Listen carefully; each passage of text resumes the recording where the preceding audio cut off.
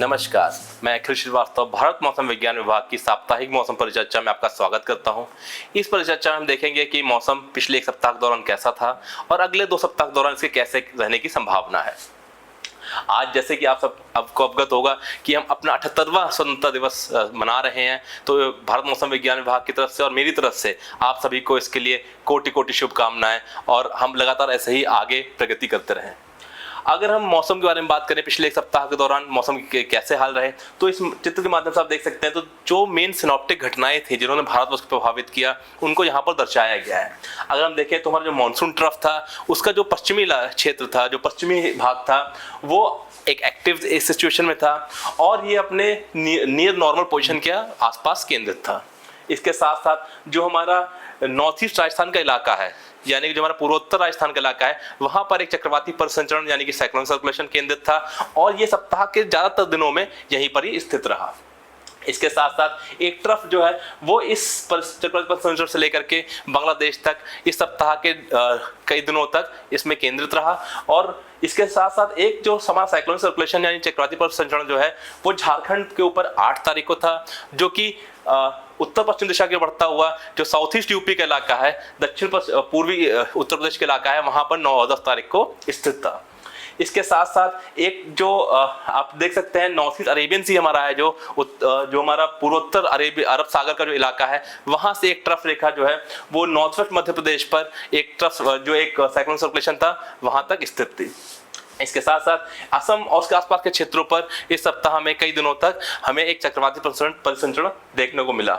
और वहीं एक जो हमारा दक्षिण प्रायद्वीप के इलाके हैं, यहाँ से एक ट्रफ रेखा जो कोमोरिन का जो क्षेत्र है वहां तक अलग अलग स्थानों से इस सप्ताह के दौरान हमें देखने को मिली। इसके साथ साथ एक साइक्लोन सर्कुलेशन जो है वो हमारा साउथ ईस्ट पाकिस्तान पर, जो आप देख सकते हैं यहाँ पर, दक्षिण पूर्वी पाकिस्तान पर केंद्रित था 12 और 13 तारीख को। और एक साइक्लोन सर्कुलेशन जो है वो जो दक्षिणी बांग्लादेश का क्षेत्र है वहां पर 13 तारीख को, और उससे सटे हुए जो गंगीय पश्चिम बंगाल है वहां पर 14 तारीख के आसपास देखा गया। अगर हम इनके सापेक्ष में देखें कि इस बारिश का कैसा हाल रहा पिछले सप्ताह के दौरान, तो आप देख सकते हैं इस चित्र के माध्यम से जो ये लाल, पीले और नारंगी रंग से दर्शाया गया क्षेत्र है, वहां पर अधिक बार वर्षा रिकॉर्ड की गई है उन क्षेत्रों के मुकाबले जहां पर हरे और नीले रंग से दिखाया गया है। अगर हम ओवरऑल बात करें बारिश की कि कहां पर सबसे ज्यादा बारिश हुई पिछले सप्ताह के दौरान, तो हम देखेंगे कि जो एक्सेप्शनली हैवी रेनफॉल है वो एक करौली नाम के क्षेत्र में 38 सेंटीमीटर हुई है, जो कि डिस्ट्रिक्ट करौली है पूर्वी राजस्थान में 11 तारीख को। इसके साथ साथ अगर हम एक्सट्रीमली हैवी यानी अत्यधिक भारी वर्षा के बारे में बात करें, तो जो हमारा पूर्वी राजस्थान में 11 और 12 तारीख को, इसके साथ साथ जो हमारा सब हिमालयन वेस्ट बंगाल और सिक्किम का क्षेत्र है वहां पर 9 तारीख को, मेघालय और जो उत्तरी तमिलनाडु का क्षेत्र है वहां पर 11 तारीख को, अरुणाचल प्रदेश में 11 और 12 तारीख को, और लक्षद्वीप के जो हमारे द्वीप है वहां पर 14 अगस्त को एक्सट्रीमली हैवी रेनफॉल यानी अत्यधिक भारी वर्षा रिपोर्ट की गई। अगर हम पिछले 24 घंटे का बात करें, यानी कि 15 अगस्त आज सुबह 8:30 बजे के पिछले 24 घंटे के दौरान कहां पर कितनी सबसे ज्यादा वर्षा हुई है, तो उसको चित्र के माध्यम से दर्शाया गया है। जहां जितने भी आप ये ऑरेंज नारंगी रंग के जो मौसमी संभाग देख पा रहे हैं, इन सभी क्षेत्रों में बहुत भारी वर्षा रिपोर्ट की गई है, रिकॉर्ड की गई है। अगर हम आंकड़ों के माध्यम से समझे तो आप देखेंगे कि उत्तराखंड में जो हमारा कपकोट बागेश्वर में 17 सेंटीमीटर, हिमाचल प्रदेश में कांगड़ा में 16 सेंटीमीटर, पूर्वी राजस्थान में जयपुर तहसील में 15 सेंटीमीटर, पश्चिमी उत्तर प्रदेश में ललितपुर में 15 सेंटीमीटर, जम्मू डिवीजन में बकौर एक जगह वहां पर 14 सेंटीमीटर, और जो हमारा पश्चिमी मध्य प्रदेश है वहां भिंड में 12 सेंटीमीटर वर्षा पिछले 24 घंटों के दौरान आज सुबह 8:30 बजे रिपोर्ट की गई, यानी 15 तारीख को सुबह 8:30 बजे रिकॉर्ड की गई। अगर हम पिछले सप्ताह को समझे पूरे जो हमारे क्लाइमेटोलॉजिकली जितनी बारिश होती है उसके सापेक्ष में, यानी कि पिछले एक सप्ताह के दौरान नॉर्मली क्या एक्सपेक्टेड होता है, बारिश कितनी अमूमन हम एक्सपेक्ट कर सकते हैं बारिश, और कितनी हुई, इसको हम समझने की कोशिश करें, तो आप यहाँ देख पाएंगे कि यहाँ अलग अलग मौसमी संभाग जो है कलर्स के माध्यम दिखाए गए हैं, रंगों के माध्यम दिखाए गए हैं। तो जो हमारे नीले और हरे रंग के मौसमी संभाग हैं, यहाँ पर बारिश या तो नॉर्मल हुई है या नॉर्मल से ज्यादा हुई है। वहीं अगर जो लाल और पीले रंग के संभाग दिखाए गए हैं, वहां पर बारिश जो है वो जो नॉर्मल या सामान्य बारिश जो होती है उस सप्ताह के दौरान उससे कम रिकॉर्ड की गई है। तो अगर हम देखेंगे पूरे भारतवर्ष के बारे में बात करें, तो एक्चुअली हमें इस सप्ताह में जो कि 14 अगस्त को समाप्त हुआ उसमें 52.8 मिलीमीटर वर्षा रिपोर्ट हुई है, जबकि नॉर्मली हमें 61.1 मिलीमीटर वर्षा मिलती है इस सप्ताह के दौरान, जो कि 14% कम रही है। अगर हम पूरे इंडिया के बारे में बात करें, डिफरेंट रीजन्स के बारे में, तो हम देखेंगे जो हमारा पूर्वी और पूर्वोत्तर भारत का इलाका है वहां पर 9% कम वर्षा रिपोर्ट हुई है। वहीं जो हमारा मध्य भारत का इलाका है वहां पर 38% वर्षा कम रिपोर्ट हुई है। और जो दक्षिण प्रायद्वीप के इलाके हैं वहां पर 7% वर्षा कम रिपोर्ट हुई है। और ओवरऑल भारत में 14% वर्षा कम रिपोर्ट हुई है पिछले एक सप्ताह के दौरान की हम ये बात कर रहे हैं। वहीं नॉर्थ वेस्ट इंडिया की बात करें तो यहाँ पर नॉर्मल यानी सामान्य से 17% अधिक वर्षा रिपोर्ट की गई है। अब अगर हम पूरे सीजन ऋतु के बारे में बात करें तो हमारा ऋतु जो है मौसम जो हमारा ये मानसून सीजन का है ये 1 जून से लेकर के 14 अगस्त की अभी हम बात कर रहे हैं। तो अगर हम यहाँ पर देखेंगे तो आप देखेंगे ज्यादातर मौसमी संभागों में जो वर्षा है वो या तो सामान्य या सामान्य से अधिक दिखाई गई है। सिर्फ जो हमारे पूर्वी भारत के कुछ इलाके हैं जैसे बिहार, गैंगेटिक वेस्ट बंगाल और पूर्वोत्तर भारत के कुछ इलाके हैं और पश्चिमी हिमालयी क्षेत्र जो है वहां पर वर्षा सामान्य से कम रिपोर्ट की गई है 14 अगस्त के दौरान। अगर हम पूरे भारत को एक साथ कंसीडर करें तो हम देखेंगे कि हमें एक्चुअली जो है जो रिकॉर्ड की गई है वो 598.5 यानी 598.5 मिलीमीटर वर्षा रिकॉर्ड की गई है, जबकि सामान्य तौर पर इस अवधि में हमें 570.7 मिलीमीटर वर्षा रिपोर्ट होती है। यानी कि इस बार 5% वर्षा अधिक रिपोर्ट की गई है पूरे भारतवर्ष को अगर हम एक साथ कंसिडर करें। अगर हम अलग रीजन वाइज देखें तो फिर देखेंगे कि जो हमारा पूर्वी पूर्वोत्तर भारत का इलाका है वहां पर 11% कम वर्षा रिपोर्ट हुई है। जो उत्तर पश्चिम भारत का इलाका है वहां पर 3% कम वर्षा रिपोर्ट हुई है। वहीं जो मध्य भारत का इलाका है वहां 13% सामान्य से अधिक वर्षा रिपोर्ट हुई है। और दक्षिण प्रायद्वीप इलाकों में 22% वर्षा अधिक रिपोर्ट हुई है जो सामान्यतः इस अवधि के दौरान रिपोर्ट होती है। अब अगर हम देखें आज के मौसम की गतिविधि कि आज मौसम के क्या हालत है तो मानसून ट्रफ की बात करें हम तो आप देख सकते हैं यहाँ पर आज मानसून ट्रफ गंगानगर, रोहतक, दिल्ली, कानपुर, चुरू, चुर्क, पुरुलिया, दीग से होता हुआ जो हमारा पूर्वी मध्य बंगाल की खाड़ी है वहां तक स्थित था। वहीं अगर हम अलग अलग बाकी सिस्टम्स के बारे में बात करें क्या क्या सिनॉप्टिक सिस्टम्स थे जो भारत को प्रभावित कर रहे थे तो हम देखेंगे कि एक चक्रवाती परिसंचरण जो है साइक्लोनिक सर्कुलेशन जो है वो दक्षिणी बांग्लादेश और उससे सटे हुए GWB के ऊपर केंद्रित था। इसके साथ साथ एक साइक्लोनिक सर्कुलेशन जो है वो झारखंड के ऊपर था और एक जो है वो पूर्वोत्तर राजस्थान के ऊपर केंद्रित था। इसके साथ साथ एक चक्रवाती परिसंचरण जो है आपका वो साउथ ईस्ट यानी कि दक्षिण पूर्व जो अरब सागर है वहां पर था और यहां से लेकर के कोंकण तक एक ट्रफ रेखा आज देखी गई। ये जो हमारा दक्षिणी बांग्लादेश के ऊपर जो साइक्लोनिक सर्कुलेशन है ये बहुत महत्वपूर्ण हो गया है क्योंकि इसी के सापेक्ष में हमारा अनुमान है कि अगले 24 घंटे के दौरान इस क्षेत्र में GWB और इसके आसपास के क्षेत्रों में एक निम्न दबाव का क्षेत्र जो है वो डेवलप हो सकता है।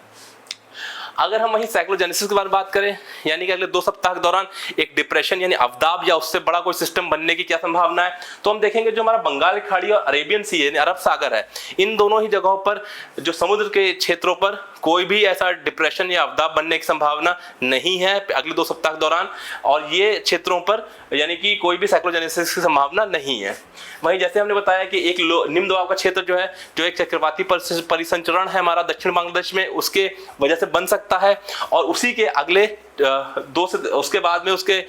और अधिक तीव्र होकर के एक अवदाब या डिप्रेशन में बनने की भी संभावना है जो कि अगले 2 से 3 दिन के दौरान फिर उत्तर पश्चिम दिशा की ओर बढ़ेगा। यानी कि जो क्षेत्र जो ये लैंड एरिया है हमारा जो भूमिगत इलाका है वहां पर जो एक निम्न दबाव क्षेत्र बन रहा है उसके थोड़े से चांसेस है मॉडरेट प्रोबेबिलिटी है उसका एक अवदाब में तीव्र होने की। अगर हम फोरकास्ट के बारे में बात करें वर्षा के पूर्वानुमान के बारे में बात करें पहले सप्ताह के लिए यानी कि 15 अगस्त से 22 अगस्त जैसा आप देख पा रहे हैं यहाँ पर तो आप देखेंगे कि जो ये चित्र है ये एक्सटेंडेड रेंज फोरकास्ट सिस्टम्स लिया गया है। इसमें दर्शाया गया कि एक सप्ताह में अगले क्या वर्षा की स्थिति होने वाली है भारत के डिफरेंट क्षेत्रों के ऊपर अलग क्षेत्रों पर। वहीं जो आप इस मैप में देख पा रहे हैं इसमें जो वर्षा हमारी एक्सपेक्टेड है जो फोरकास्ट है ERF के द्वारा उसमें और जो हमारी सामान्य तौर पर वर्षा रिपोर्ट होती है उसमें क्या अंतर है उसको दर्शाया गया यानी विसंगति बताई गई है। तो आप देख सकते हैं जो भी नीले रंग के क्षेत्र इसमें दिखाए गए हैं उन क्षेत्रों पर वर्षा जो है वो सामान्य से अधिक होने की संभावना है। वहीं जो लाल और पीले रंग के क्षेत्र हैं वहां वर्षा सामान्य से कम होने की संभावना है और जो सफेद क्षेत्र हैं वहां वर्षा सामान्य के करीब रहने की संभावना है। अगर हम ओवरऑल चित्र के बारे में समझे तो हम देखेंगे कि जो हमारा ये नॉर्थ वेस्ट इंडिया यानी कि उत्तर पश्चिम भारत के जो क्षेत्र हैं जो प्लेन एरियाज हैं उनमें उससे सटे हुए मध्य भारत में और उसके आसपास के जो पूर्वी भारत के इलाके हैं यहाँ सभी इलाकों में वर्षा जो है सामान्य से अधिक होने की संभावना है। इसके साथ साथ जो हमारा पश्चिमी हिमालयी क्षेत्र है इसमें, और जो साउथ पेनिनसुला इंडिया कुछ इलाके हैं, दक्षिण प्रायद्वीप कुछ इलाके हैं, यहाँ पर वर्षा सामान्य के करीब होने की संभावना है। वहीं जो हमारा पूर्वोत्तर भारत कुछ क्षेत्र है, यहाँ वर्षा सामान्य से कम रहने की संभावना है अगले एक सप्ताह के दौरान। अगर हम वार्निंग के बारे में बात करें यानी चेतावनी के बारे में, तो हम देखेंगे कि जो बहुत भारी वर्षा की चेतावनी है वो जम्मू कश्मीर, लद्दाख, गिलगित बल्तिस्तान, मुजफ्फराबाद, हिमाचल प्रदेश, पश्चिमी राजस्थान में 15 तारीख के लिए और पूर्वी राजस्थान में 15 और 16 तारीख के लिए जारी की गई है। इसके साथ साथ जो छत्तीसगढ़ का क्षेत्र है वहां पर भी 15 और 16 तारीख को बहुत भारी वर्षा की चेतावनी जारी की गई है। वहीं पूर्वी पूर्वोत्तर भारत की बात करें तो हम देखेंगे जो गंगीय पश्चिम बंगाल का क्षेत्र है वहां पर 16-17 तारीख को, और झारखंड में 17 और 18 तारीख को भी बहुत भारी वर्षा की चेतावनी जारी की गई है। अगर दक्षिण के बारे में बात करें तो हम देखेंगे कि तमिलनाडु, पुडुचेरी, कराईकल में 16 और 17 तारीख को, केरला माहे में 15-17 तारीख को, लक्षद्वीप में 15 को, रायलसीमा में 16 तारीख को, तटीय कर्नाटक में 15 को और दक्षिण आंतरिक कर्नाटक में 15 और 16 तारीख को बहुत भारी वर्षा होने की संभावना है। इसी को हम अगर चित्र के माध्यम से देखें तो आप देख सकते हैं कि अगले 3 दिनों के दौरान जो भी क्षेत्र आपको दिखाया गया यानी जम्मू कश्मीर, हिमाचल प्रदेश, राजस्थान, मध्य प्रदेश, छत्तीसगढ़, दक्षिण आंतरिक कर्नाटक, तमिलनाडु, केरला और लक्षद्वीप, इन सभी इलाकों में बहुत भारी वर्षा होने की संभावना है। वहीं 16 तारीख को जो पूर्वी राजस्थान, छत्तीसगढ़ में और जो दक्षिण प्रायद्वीप का काफी इलाका है वहां पर बहुत भारी वर्षा होने की संभावना है। वहीं 16 तारीख को और 17 तारीख को जो गंगीय पश्चिम बंगाल का क्षेत्र है वहां पर और जो झारखंड है उसमें 17 तारीख को बहुत भारी वर्षा होने की संभावना है। इसके साथ साथ केरला और तमिलनाडु में भी बहुत भारी वर्षा होने की संभावना है। अगर हम 18 तारीख की बात करें तो जो हमारा झारखंड है वहां बहुत भारी वर्षा होने की संभावना है। इसके अतिरिक्त जो भी क्षेत्र आप देख रहे हैं इन सभी स्थानों पर भारी वर्षा की चेतावनी जारी की गई है अगले 7 दिनों के दौरान। अगर हम दूसरे सप्ताह के बारे में बात करें यानी कि 22 अगस्त से लेकर 29 अगस्त तक कैसी संभावना रहेगी बारिश की, वर्षा की, तो आप देखेंगे इस चित्र में वर्षा दर्शाई गई है पूरे सप्ताह के दौरान और यहाँ पर फिर से विसंगति के माध्यम से इसको समझाने की कोशिश की गई है। आप देखेंगे जो मध्य भारत, उत्तर पश्चिम भारत के आसपास के क्षेत्र हैं, जो पूर्वोत्तर भारत का जो दक्षिणी एरिया है, दक्षिणी क्षेत्र है वहां पर, और जो हमारा ये पश्चिमी तटीय जो भी राज्य हैं, हमारे क्षेत्र हैं, उन सभी में वर्षा जो है वो सामान्य से अधिक होने की संभावना है। अगर इसको और समझने की कोशिश करें तो जो हमारा मानसून ट्रफ है, हमारा अनुमान ये है कि दूसरे सप्ताह के दौरान ये या एक्टिव रहने की संभावना है और अपने नॉर्मल पोजीशन के पास में या इसके दक्षिण में होने की संभावना है। इसके साथ साथ जो हमारा पश्चिमी तटीय क्षेत्र है, जो वेस्ट कोस्ट है, वहां पर ऑफशोर ट्रफ जो है पूरे दूसरे सप्ताह के दौरान रहने की संभावना है और इनकी वजह से अनुमान यह है कि अनेक स्थानों से लेकर के बहुत सभी स्थानों पर हैवी से बहुत मतलब भारी से बहुत भारी वर्षा होने की संभावना है। जो हमारा उत्तर पश्चिम भारत का इलाका है वहां पर और उससे लगा हुआ जो हमारा मध्य भारत का इलाका है वहां पर, इसमें अगर हम राज्यों के मतलब समझे तो राजस्थान, मध्य प्रदेश, और अगर हम पश्चिमी तटीय क्षेत्रों के बारे में बात करें तो केरला, तटीय कर्नाटक, कोंकण, गोवा, जो घाट क्षेत्र हैं कर्नाटक के और महाराष्ट्र के, और उसके साथ साथ गुजरात, यहाँ सभी पर भारी से बहुत भारी वर्षा होने की संभावना है। इसके साथ साथ भारी वर्षा की संभावना जो है वो पूर्वी और दक्षिण पूर्वी भारत, जो दक्षिण पूर्वी क्षेत्र हैं जो हमारे पूर्वोत्तर भारत के, वहां पर भी और कुछ क्षेत्रों में जो दक्षिण प्रायद्वीप भारत के क्षेत्र हैं वहां पर कुछ एक स्थानों पर भारी वर्षा होने की संभावना है दूसरे सप्ताह में। ओवरऑल अगर हम बात करें तो वर्षा जो है उसकी संभावना है कि वो सामान्य से अधिक होगी। जो हमारे प्लेन एरियाज हैं उत्तर पश्चिम भारत के, मध्य भारत के, और इनके जो वर्षा है उसके सामान्य रहने की संभावना है पश्चिमी हिमालय क्षेत्र में, और इसके सामान्य से अधिक रहने की संभावना है पूर्वी और पूर्वोत्तर भारत में, और जो हमारा दक्षिण प्रायद्वीप के क्षेत्र है वहां पर। इस सप्ताह के लिए इतना ही। अगर आपको कोई भी और त्वरित जानकारी चाहिए तो आप मौसम ऐप दामिनी ऐप या मेघदूत ऐप का इस्तेमाल कर सकते हैं। इसके साथ साथ आप भारत मौसम विज्ञान विभाग के जो ट्विटर हैंडल है या फेसबुक हैंडल है, जितने सोशल मीडिया हैंडल है, उनको एक्सेस करके कोई भी नवीनतम जानकारी प्राप्त कर सकते हैं। अगले सप्ताह फिर से मिलेंगे इसी तरह की जानकारी के साथ में। तब तक के लिए नमस्कार, जय हिंद।